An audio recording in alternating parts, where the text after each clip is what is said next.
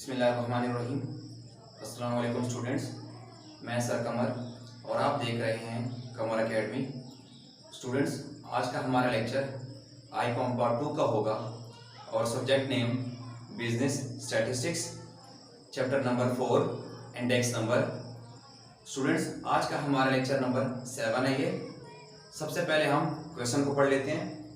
हमारे पास question number 7 है, the following table gives prices in rupees for 40 kg of a product for the year 1970-1975। जो हमारे पास years दिए गए हैं वो 1970 से लेके 1975 तक हैं और साथ ही उनकी प्राइस भी दी हुई है। हमसे अब वो पूछ क्या रहे हैं, फाइंड में लिखा हुआ है नंबर 1 पार्ट में link relatives for prices, link relative find करें। और सेकंड में कह रहे हैं chain relatives base period 1970। Students, इससे पहले जो लेक्चर 5 और 6 थे और उससे पहले भी जो 4 लेक्चर थे, मैंने सबसे पहले ही लेक्चर में आप लोगों को बता दिया था कि हमारे पास 2 मेथड होते हैं, एक फिक्स्ड बेस मेथड और एक चेन बेस मेथड। और आसान अल्फाज में मैंने ये बताया था कि आप लोगों ने पूरा क्वेश्चन पहले रीड आउट करना है। अगर उसमें चेन का लफ्ज आया हो तो वो चेन का मेथड होगा, अदरवाइज फिक्स्ड बेस मेथड होगा। अब यहाँ पे हमने पूरा क्वेश्चन पढ़ा तो एंड में लिखा हुआ है सेकंड पॉइंट में चेन रिलेटिव्स। अब जो भी है लेकिन चेन का लफ्ज आ गया, इट्स मीन ये चेन बेस मेथड है। अब हम इसके सोल्यूशन पे आते हैं। सबसे पहले आप यहाँ लिख लेंगे क्वेश्चन नंबर 7, उसके बाद यहाँ लिख लेंगे ईयर्स और फिर क्या लिख लेंगे प्राइस। ये आपको पहले से ही क्वेश्चन में गिवन है। यहाँ आप लिख लेंगे ईयर्स और यहाँ प्राइस। ईयर्स हमारे पास 1970, 71, 72, 73, 1974 और 1975 यहां तक गिवन है। और साथ ही जो प्राइस गिवन है 30.5, 32.8, 40.2, 43.5, 44.5 और 48.2। यहां तक तो हमारे पास जो डेटा गिवन था वो क्वेश्चन में ही गिवन था। आपने एग्जैक्ट वही डेटा यहाँ पे भी लिख ली है। लेकिन स्टूडेंट्स, ये हमारा कौन सा मेथड है, चेन बेस मेथड। जब चेन बेस मेथड हो तो मैंने आप लोगों को बताया था कि आपने इसमें 2 कॉलम और बनाने होते हैं। एक कॉलम होता है लिंक रिलेटिव्स का और एक कॉलम होता है चेन इंडिसेस का।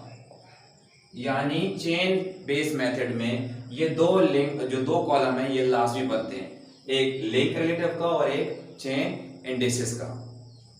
अब लिंक रिलेटिव किस तरह फाइंड करते हैं स्टूडेंट्स, आपको मैंने बताया था चेन का जो फर्स्ट लेक्चर था, लेक्चर नंबर 5 आई थिंक, उसमें कि चेन बेस मेथड हमारे पास 3 सूरतों में हो सकते हैं, 3 केसेस में। नंबर 1 केस ये कि आपके पास बेस ईयर होगा, क्वेश्चन में लिखा होगा कि मे बी 1970 बेस ईयर है, या सेकंड होगा ऑप्शन कि बेस ईयर कहीं भी मेंशन नहीं होगा, या थर्ड पॉइंट या थर्ड केस ये कि यहाँ जो प्राइस लिखा हुआ है इसकी जगह आपको प्राइस रिलेटिव्स गिवन होगा। अब यहाँ प्राइस रिलेटिव नहीं है, सिर्फ प्राइस लिखा हुआ है, यानी वो थर्ड केस तो नहीं है।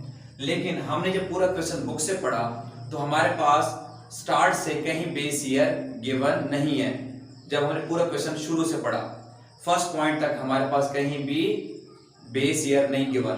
तो जब बेस ईयर गिवन ना हो तो स्टूडेंट्स लिंक रिलेटिव किस तरह फाइंड करते हैं, आप पहले में क्या लगा लेंगे, डैश लगा लेंगे। पहले में डैश लगा लेंगे कि जो बेस ईयर ना हो, सेकंड ऑप्शन है ये, यानी चेन बेस मेथड का सेकंड केस।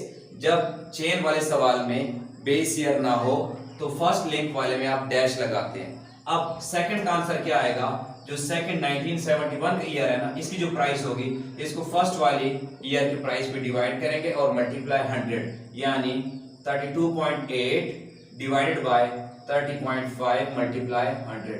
इसका आंसर यहाँ पे आ जाएगा। उसके बाद 40.2 को सेकंड वाले पे डिवाइड करेंगे, यानी सबको पहले वाले पे नहीं करना, वो फिक्स्ड बेस वाले मेथड में होता है, जो दूसरा फार्मूला होता है। लिंक वाले में जो होता है चेन वाले मेथड में, अब बेस ईयर नहीं है, पहले का डैश, अब सेकंड को फर्स्ट पे डिवाइड करो मल्टीप्लाई 100, अभी इसका आंसर निकाल लेंगे। अब थर्ड को सेकंड पे डिवाइड करना है, यानी 40.2 डिवाइडेड बाय 32.8 मल्टीप्लाई 100, इसका आंसर आ जाएगा। फिर नेक्स्ट वाले को 43.5 को इस वाले पे करेंगे 40.2 मल्टीप्लाई 100, फिर इसको इस पे करेंगे 44.5 डिवाइड बाय 43.5 इंटू 100, और इसको आप इस पे कर देंगे डिवाइड 48.2 डिवाइड बाय 44.5 मल्टीप्लाई 100। ये हमारे पास क्या बन जाएंगे, लिंक रिलेटिव यहां तक बन जाएंगे। अब इसको हम इसका आंसर निकाल लेते हैं। हमारे पास जो फर्स्ट का डैश है फर्स्ट के लिए, लेकिन सेकंड के लिए हमारे पास क्या है 32.8 को डिवाइड करेंगे 30.5 पे और मल्टीप्लाई 100, तो हमारे पास जो आंसर आएगा वो 107.5 आ जाएगा। उसके बाद नेक्स्ट वाले का 40.2 डिवाइड बाय 32.8 मल्टीप्लाई 100, हमारे पास इसका आंसर आया 122.5। उसके बाद नेक्स्ट वाला, इसका हमारे पास आंसर जो आ रहा है 108.2। उसके बाद नेक्स्ट वाले को भी आंसर निकाल लेते हैं एक साथ ही। इसका आ रहा है 102.2,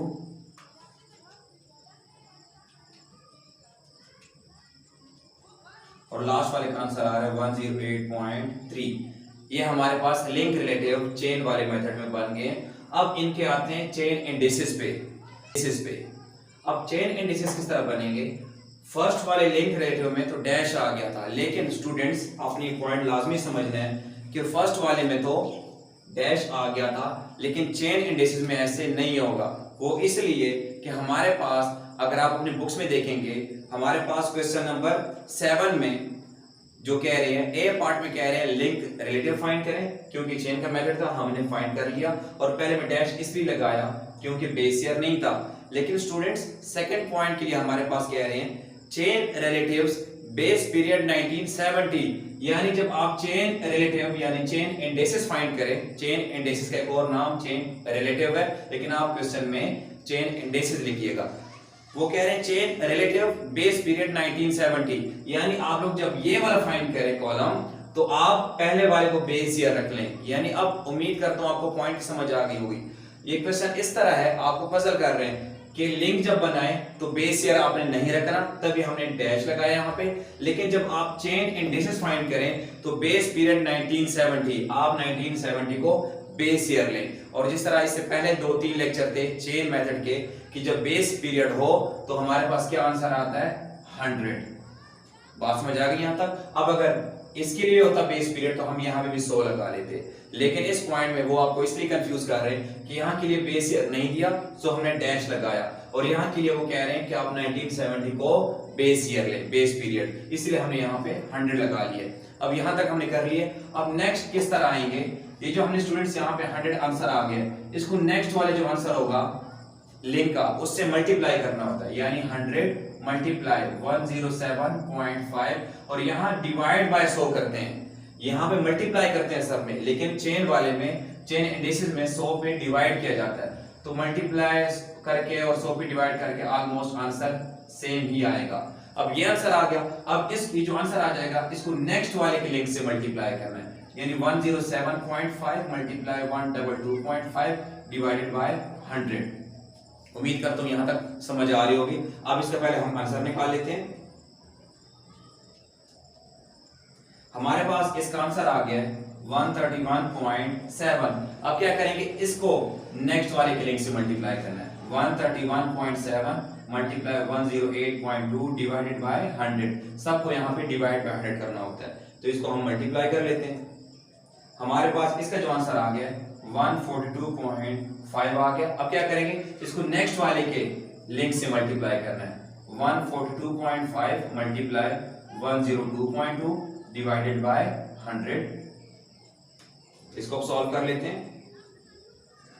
हमारे पास इसका जो आंसर आया वो 145.6 आ गया। अब क्या करेंगे, इसको नेक्स्ट वाले के लिंक से मल्टीप्लाई करना है।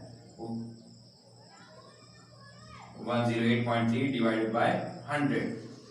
इसको अब हम मल्टीप्लाई कर लेते हैं, और इसका जो हमारे पास आंसर आ गया है 157.7। स्टूडेंट्स, यहाँ तक हमारा lecture number 7 business stat chapter number 4 index number का कंप्लीट हो गया। उम्मीद करता हूँ यहाँ तक आपको लेक्चर की समझ आ गई होगी। हाँ, आपने ये जो मैंने एरर्स के निशान लगाए हैं, आपने ये निशान वहां नहीं लगाने, ये सिर्फ आपको समझाने के लिए मैंने ये निशान लगाए हैं।